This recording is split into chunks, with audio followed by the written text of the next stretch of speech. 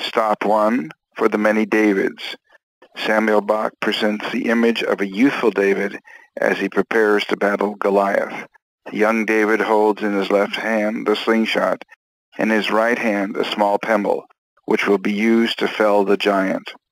The figure of David is carefully carved as if it is a bas-relief situated on a tombstone.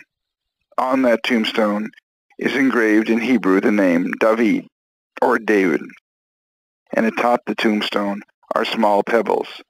According to the Jewish tradition, when visiting a cemetery and a specific tombstone in that cemetery, one leaves small pebbles as a permanent indication of having visited to honor the memory of the one who went before. Bach dedicates this work to all the little Davids who were killed during the Holocaust. Stop 2, deposition. The dominant form in this painting is that of the crucifix, the cross, with the hands of the little boy adhered with nails through them, bringing to mind immediately the stigmata and the crucifixion of Christ. At the base of the cross is a silhouetted, ghost-like smiling face of the little boy. On his chest is a portion of the yellow star, which Jews were made to wear in the midst of the Holocaust. Moving forward in the painting, the cloth which St. Veronica may have used to wipe the face of Christ, and then, to the immediate right of the cloth, empty shoes and a knapsack are shown. The empty shoes symbolize both survival and the fact that one is in a place of holiness. As we look at the painting, we should question whether this is a place of holiness.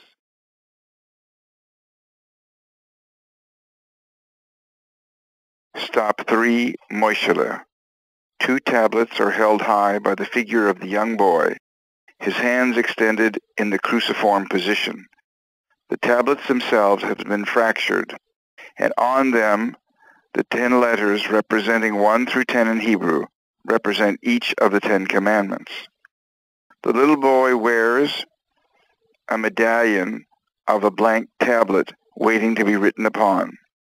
Broken tablets in the very center of the painting have the abbreviation of God's name, and beneath it the broken X and cruciform.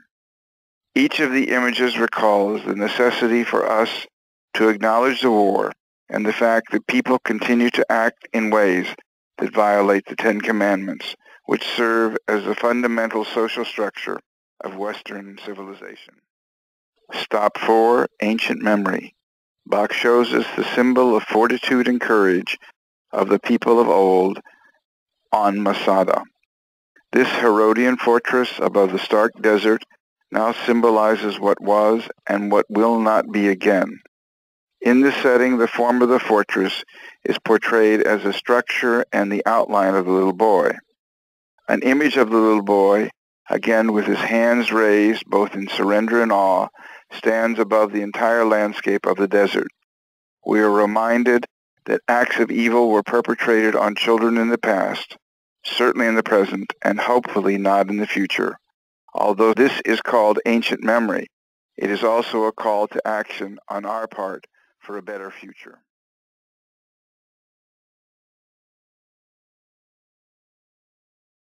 Stop 5, gathering ground. Bach takes the image of the little boy and fragments of it with his hands pointed upward and the feet, the shoes, and the head shown. There is a sense of both brokenness and the potential for wholeness.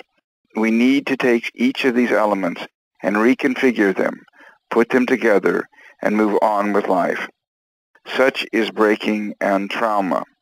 Bach also includes the scribe's quill, the empty bottle of ink, and a discarded book as a reminder of our need to record and remember these atrocities for posterity. The gathering ground is a place where all of the elements of the little boy, past and present, rest. It is a call to us, the viewer, to take these broken pieces, put them together again, and create a better present and future for mankind. Stop 6, 20 figures.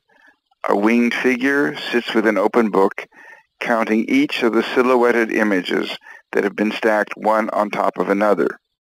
Bach is reminding us of the horrors after the war, when the Russian soldiers took the surviving Nazi prisoners and forced them to exhume the bodies that the Nazis themselves had attempted to incinerate.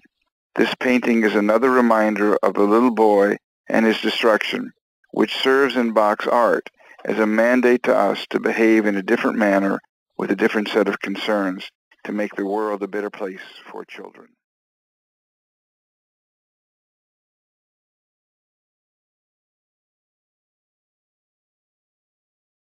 Stop 7. Exposure. When one takes a photograph, one opens the lens of the camera to get the appropriate exposure for the image that is being captured. In this instance, Bach exposes the remains of the symbol of the degradation of the human condition, the little boy with his arms raised and the stigmata with blood streaming from it, the yellow stars crossing the canvas with a star placed on the chest of the little boy. The star itself is also a silhouette, cut out of the remains of the tin that make up the little boy. All of these elements are placed very strongly and specifically against a brick wall, a symbol of crucifixion and of sacrifice, a symbol of shamefulness of the human condition which has been exposed. Stop 8. In their own image. The grand manipulator, holding in either hand the instrument of the puppeteer, controls the lives of the two children. One boy, to the right in the painting, looks like a small soldier. The other, to the left, is dressed in white with angel's wings. To the very left of the painting, the prayer shawl acts as an indicator of what was and the presence of holiness in the midst of desecration. Each of the two boys, the artist Samuel Bach and his childhood friend, who was also named Sam, are represented, one who lives and the other one who was killed. It is an indication to us both of the fate of all children and the need of us to be aware and sensitive to our role in making the universe more transparent, more available, more accepting of all children. Stop 9. Holding a promise. The arch above the image of the little boy is reminiscent of the fragmented rainbow, which brings to mind the story of Noah and the great flood. Noah's story ends with a rainbow that appears in the sky as a covenant between God and humankind, that there will be no such disaster ever again. But indeed there was such a disaster with the Holocaust. The little boy who supports the sticks, which in turn support the rainbow, reminds one of a new promise, the possibility that the covenant again can be renewed. The little boy is also carrying around his neck a collection of branches and twigs to recall the Abraham-Isaac story, where Isaac says to his father, "Behold, we have the fire and the wood, but where is the sheep for the offering?" The entire painting is set in the midst of a very beautiful seascape with a gorgeous sky.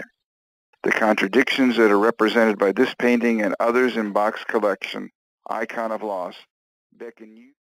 Stop 10. Torn. The angel draws our attention not only to the little boy, hands severed from his body, suspended in space or supported by rocks and sticks, but also to the angel holding the torn sheet in the background. This angel looks forward with no sense of what the reality is in front of him. In the right foreground, another angel-like figure holds a scroll listing possibly the names of all who were destroyed. These figures are all placed in an exceptional landscape. In the far back right of the canvas, the chimneys appear, providing a setting for the moment when this tearing took place. After viewing the paintings on the first floor of the gallery, we invite you to the third floor, where the exhibition continues. Please ask